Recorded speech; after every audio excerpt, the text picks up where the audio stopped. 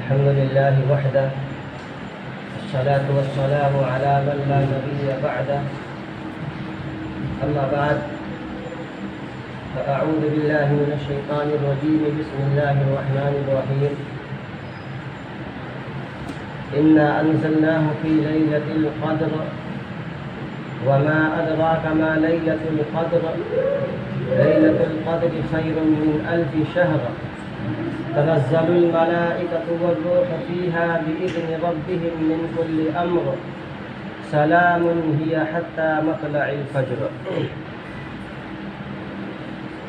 عن عائشة رضي الله تعالى عنها قالت كان رسول الله صلى الله عليه وسلم يعتكف العشر الأواخر من رمضان أو كما قال عليه الصلاة والسلام. میرے محترم بزرگوں اور عزیز ساتھیوں، ایسا محسوس ہوتا ہے کہ ابھی 2-4 دن پہلے کی بات ہے کہ ہم استقبال رمضان کی تیاریوں میں مصروف تھے.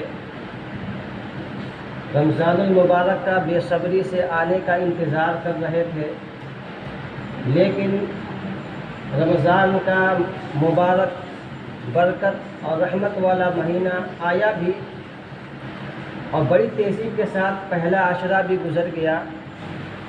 آج دوسرا عشرہ بھی گزر جائے گا اور چند دنوں کے بعد تیسرا عشرہ بھی گزر جائے گا. لیکن ہمارا حال کیا ہے کہ ہم معمول سے زیادہ سو رہے ہیں، معمول سے زیادہ غفلت میں پڑے ہوئے ہیں، معمول سے زیادہ اپنے اوقات کو ضائع کر رہے ہیں. اللہ رب العزت ہم سب کو معاف فرمائے اور رمضان المبارک کے جو بقیہ ایام ہیں ان کو صحیح طرح سے قدر کرنے کی توفیق عنایت فرمائے. دوستو، آج کا جو میرا عنوان ہے، جو میرا موضوع ہے، وہ اعتکاف کے فضائل اور مسائل کے حوالے سے ہے. سب سے پہلے ہم یہ سمجھتے ہیں کہ اعتکاف کی حقیقت کیا ہے، اعتکاف اصل میں ہے کیا. تو ایک مسلمان جب دنیا کے کام دھندوں میں لگتا ہے، دنیا کے جھمیلوں میں پڑتا ہے، تو اس کے دل پر غفلت کا پردہ پڑ جاتا ہے. بھلے ہی وہ نماز پڑھ رہا ہوتا ہے، بھلے ہی وہ روزہ رکھ رہا ہوتا ہے، بھلے ہی وہ نفلی عبادات میں مشغول رہتا ہے، صدقہ خیرات کرتے رہتا ہے، لیکن صحیح معنوں میں جو اللہ کی معرفت اس شخص کو حاصل ہونی چاہیے تھی وہ نہیں ہو پاتی. تو وہ شخص دنیا کے کام دھندوں کو چھوڑ کر، دنیا کے جھمیلوں کو چھوڑ کر مسجد کے ایک کونے کو تھام لیتا ہے، مسجد کے ایک کونے کو پکڑ لیتا ہے اور بزبان حال یہ کہہ رہا ہوتا ہے کہ اے اللہ، میں اس وقت تک تیرے در کو چھوڑ کر نہیں جاؤں گا جب تک کچھ مجھے معاف نہیں کرے گا، جب تک اپنی رحمت مجھ پر نازل نہیں فرمائے گا اس وقت تک میں اس در کو چھوڑ کر جانے والا نہیں ہوں. یہ اعتکاف کی حقیقت ہے. اعتکاف کی تعریف کیا ہے؟ اعتکاف یہ عربی زبان کا لفظ ہے. اعتکف یعتکف اعتکافا، اس کے معنی آتے ہیں ٹھہرنے کے، اپنے آپ کو روکے رکھنے کے. اور شریعت کی اصطلاح میں اعتکاف کہتے ہیں کہ مسجد کے اندر اعتکاف کی نیت کے ساتھ، مخصوص چیزوں کے ساتھ اپنے آپ کو روکے رکھنے کا نام اعتکاف ہے. بڑی اچھی طرح سمجھ لیں کہ اعتکاف کی 3 قسمیں ہوتی ہیں. کتنی قسمیں؟ اعتکاف کی 3 قسمیں ہوتی ہیں. اعتکاف واجب، اعتکاف سنت، اعتکاف مستحب. یہ 3 قسمیں ہوتی ہیں. پہلی قسم جو اعتکاف واجب ہے، اس کا مطلب یہ ہے کہ اگر کوئی شخص یہ منت مانتا ہے، اگر وہ کوئی شخص یہ کہتا ہے کہ میری فلاں مراد پوری ہو گئی، میرا فلاں کام پورا ہو گیا، تو میں اتنے دنوں کا اعتکاف کروں گا، اسے اعتکاف واجب کہتے ہیں. اگر کوئی شخص کہتا ہے کہ میرے گھر پہ اولاد پیدا ہو گئی، یا میرا فلاں کام پورا ہو گیا، میرا فلاں مقصد پورا ہو گیا، تو میں 5 دنوں کا اعتکاف کروں گا، 10 دنوں کا اعتکاف کروں گا. تو اگر اس کی وہ مراد پوری ہو جاتی ہے، اس کی وہ منت پوری ہو جاتی ہے، تو اس کے ذمے اتنے دنوں کا اعتکاف کرنا واجب ہوگا. یہ پہلی قسم ہے. دوسری قسم اعتکاف سنت، جو رمضان کے آخری عشرے میں آتا ہے. دوسری قسم اعتکاف سنت ہے جو رمضان کے آخری عشرے میں آتا ہے. اس کا مطلب کیا ہے کہ اگر کسی گاؤں کی یا محلے کی مسجد میں ایک شخص بھی اعتکاف کی نیت سے آ کر کے بیٹھ جائے تو اس کا سنت اعتکاف ادا ہو جائے گا اور تمام گاؤں والے گنہگار ہونے سے بچ جائیں گے۔ لیکن اگر ایک شخص بھی محلے کی مسجد میں، گاؤں کی مسجد میں اعتکاف کے لیے نہیں بیٹھا تو سنت ادا نہیں ہوگا اور تمام گاؤں والے گنہگار ہوں گے۔ تو سنت اعتکاف کا جو وقت ہوتا ہے وہ 20واں جو روزہ ہوتا ہے، 20ویں روزے کے مغرب سے پہلے اگر کوئی شخص اعتکاف میں بیٹھنا چاہتا ہے تو 20ویں روزے کی مغرب کی نماز سے، مغرب کی اذان سے پہلے وہ تمام ضرورتوں کو پورا کر کے اپنے آپ کو ریڈی اور تیار کر کے مسجد کے دروازے پر آئے اور یہ کہے کہ رمضان کا جو سنت اعتکاف ہے آخری عشرے کا، میں اس نیت سے مسجد میں داخل ہو رہا ہوں، 10 دنوں کا اعتکاف کروں گا، اور عید کی چاند جب تک نظر نہ آئے تب تک وہ مسجد میں ٹھہرا رہے، اس کا سنت اعتکاف ادا ہو جائے گا۔ یہ دوسری قسم ہے۔ تیسری قسم اعتکاف کی ہے وہ مستحب ہے۔ علماء بیان کرتے ہیں، کتابوں میں لکھا ہے کہ ہر آدمی کو چاہیے، ہر انسان کو چاہیے کہ جب وہ مسجد میں داخل ہوتا ہے تو مسجد میں داخل ہونے کی دعا پڑھتا ہے، اللہم افتح لی ابواب رحمتک۔ اس کے ساتھ ساتھ اعتکاف کی نیت بھی کر لے، بسم اللہ دخلت وعلیہ توکلت ونویت الاعتکاف۔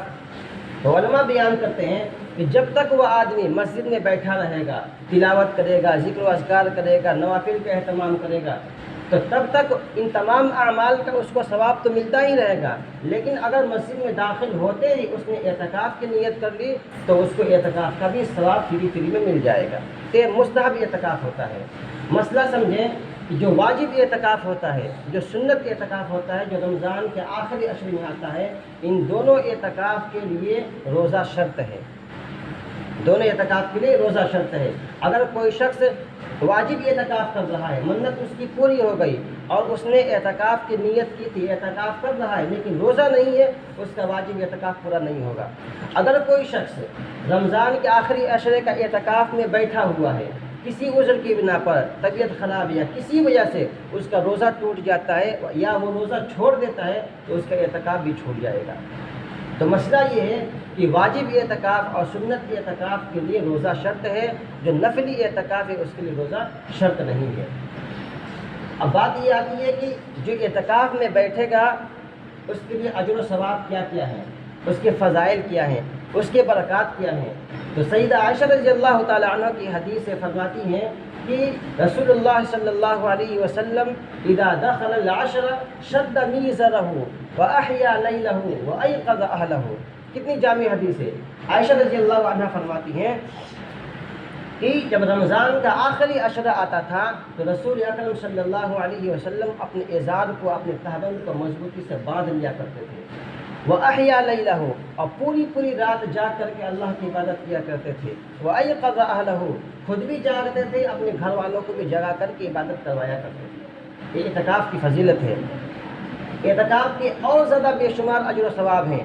اگر اس کے ثواب کا اندازہ آپ لگانا چاہتے ہیں تو اس حدیث سے لگا سکتے ہیں کہ رسول اکرم صلی اللہ علیہ وسلم جب مدینہ تشریف لائے تو 1 سال کا اعتکاف آپ کا چھوٹ گیا تھا، تو آپ علیہ الصلوۃ والسلام نے اس 1 سال کے بعد جتنے سال مدینہ میں تشریف فرما رہے، ہر سال کا آپ نے پابندی سے اعتکاف کیا تھا، اور جو 1 سال چھوٹا تھا اس 1 سال کے بدلے آپ علیہ الصلوۃ والسلام نے اگلے سال 20 دنوں کا اعتکاف فرمایا تھا۔ آپ علیہ الصلوۃ والسلام خود بھی آخری عشرے کے اعتکاف کی پابندی کیا کرتے تھے اور صحابہ سے یہ پابندی کروایا کرتے تھے۔ ایک حدیث ہے، اللہ کے رسول صلی اللہ علیہ وسلم فرماتے ہیں کہ من اعتکف اعتکافا، من اعتکف ایمانا واحتسابا غفر له ما تقدم من ذنبه۔ یہ حدیث آج فجر کی نماز میں پڑھی گئی، امام صاحب نے پڑھی ہے۔ وہ حدیث کیا ہے؟ آپ علیہ الصلوۃ والسلام فرماتے ہیں کہ جو شخص ایمان کی حالت میں ثواب کی امید کرتے ہوئے آخری عشرے کا اعتکاف کرتا ہے، ایمان کی حالت میں ثواب کی امید کرتے ہوئے رمضان کے آخری عشرے کا اعتکاف کرتا ہے تو اس کے اگلے تمام گناہ معاف کر دیے جاتے ہیں، اس کے پچھلے تمام گناہ معاف کر دیے جاتے ہیں۔ یہ اعتکاف کی فضیلت، یہ اعتکاف کا اجر و ثواب ہے۔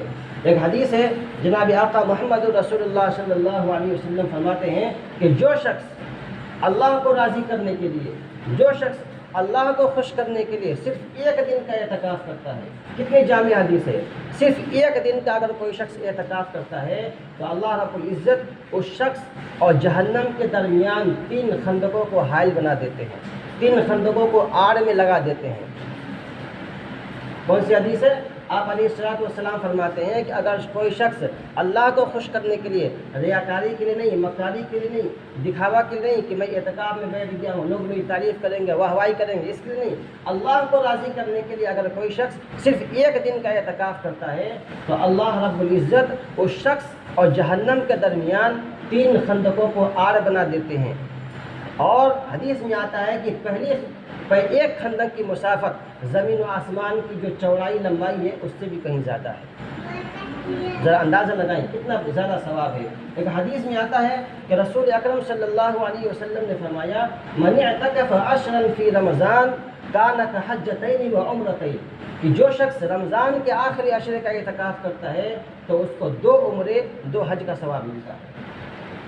یہاں آدمی 2 لاکھ 3 لاکھ 4 لاکھ 5 لاکھ روپیہ لگا کر کے جا رہا ہے عمرہ کرنے کے لیے، حج کرنے کے لیے جا رہا ہے، بیت اللہ کی زیارت کرنے کے لیے جا رہا ہے، رسول اللہ صلی اللہ علیہ وسلم کے روضہ مبارک کی زیارت کرنے کے لیے جا رہا ہے، پھر بھی امید نہیں ہے کہ وہ عمرہ قبول ہوگا کہ نہیں ہوگا، وہ حج قبول ہوگا کہ نہیں ہوگا، لیکن آپ علیہ السلام فرماتے ہیں من اعتکف عشرا فی رمضان کان کحجتین و عمرتین، کہ جو شخص رمضان کے آخری عشرے کا 10 دن کا اعتکاف کرتا ہے اپنے محلے کی مسجد میں بیٹھ کر کے، اس کو 2 حج اور 2 عمرے کا ثواب ملتا ہے، وہ بھی مقبول حج مقبول عمرے کا ثواب ملتا ہے۔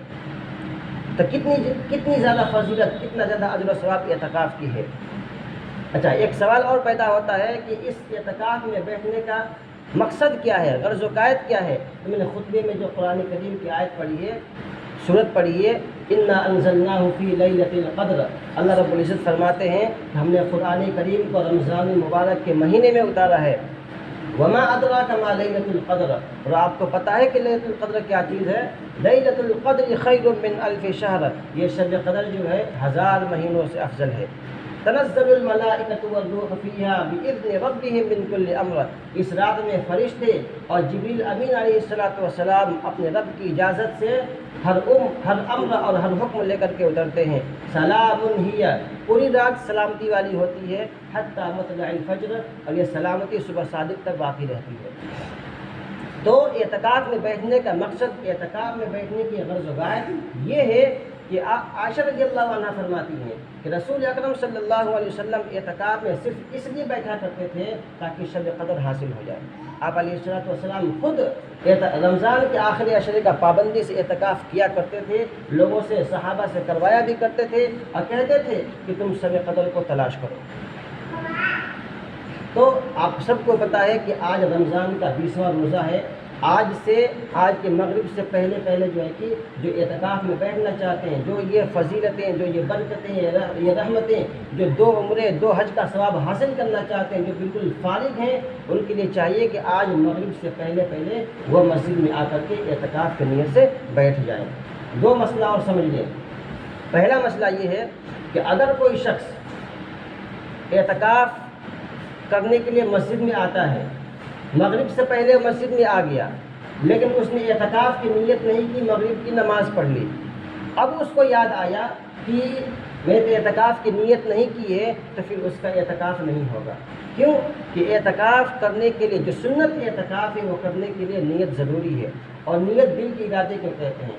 جب بھی اعتکاف کرنے والا مسجد کے گیٹ پر آئے تو وہ دل میں ارادہ کرے کہ میں جو ہے کہ جو رمضان کا آخری عشرے کا 10 دن کا جو اعتکاف ہے، جو سنت اعتکاف ہے، میں وہ کرنے کے لیے، اس میں بیٹھنے کے لیے میں آ رہا ہوں، اس کا لیکن نیت ادا ہو جائے گا۔ لیکن اگر کوئی زبان سے کہہ لیتا ہے بسم اللہ دخلت وعلیہ توکلت ونویت سنت الاعتکاف کی کہہ لیتا ہے تو اس کی نیت ادا ہو جائے گی۔ یہ افضل ہے، یہ بہتر طریقہ ہے۔ تو جو اعتکاف میں بیٹھنے والا آدمی ہے، جب تک نیت نہیں کرے گا غروب آفتاب سے پہلے اس کا جو ہے کہ اعتکاف پورا نہیں ہوگا۔ دوسرا مسئلہ، بعض جگہوں پہ ہوتا یہ ہے کہ آدمی جو ہے کہ مشغول ہوتے ہیں، बिजनेस करते हैं। बहुत सारे लोग ऐसे अक्सर जगहों पर देखा गया है कि वो लोग एतकाफ़ के लिए वक्त नहीं निकालते हैं, तो वो जो है कि किसी को पैसे दे करके हायर करते हैं, पैसा दे करके किसी को मस्जिद में एतकाफ़ के लिए बैठाते हैं, ताकि जो एतकाफ़ में न बैठने की जो वबा है, जो सज़ा है, पूरे गांव वाले गुनाहगार होंगे, उससे बच जाएंगे। तो अगर कोई शख्स उजरत ले करके मस्जिद में एतकाफ़ के लिए बैठता है तो उसका वो एतकाफ़ काबिल कबूल नहीं होगा। जो शख्स सिर्फ अल्लाह को राज़ी करने के लिए, अल्लाह की खुशनुदी के लिए, अल्लाह की रज़ा के लिए कोई शख्स बैठेगा, उसी का एतकाफ़ पूरा होगा और उसी का एतकाफ़ काबिल कबूल होगा। और एक ऐलान हुआ है दारुल उलूम जामा मस्जिद से कि हर आदमी के ऊपर 60 रुपया सदक़तुल फ़ितर आयद हुआ है, हर आदमी के ऊपर। और इसकी एक तफसीर है, लंबी तफसीर है, वक्त नहीं है, इतना समझ नहीं सकते कि हर आदमी के ऊपर, चाहे बालिग हो या जो कि बालिग न हो, मर्द हो या औरतें हों, हर आदमी के ऊपर 60 रुपया सदक़तुल फ़ितर वाजिब हुआ है। इसकी तफसीर इंशाअल्लाह अगले जुमे बयान करूँगा। अल्लाह रब्बुल इज़्ज़त हम सबको कहने और सुनने से ज़्यादा अमल की तौफ़ीक़ अता फरमाए।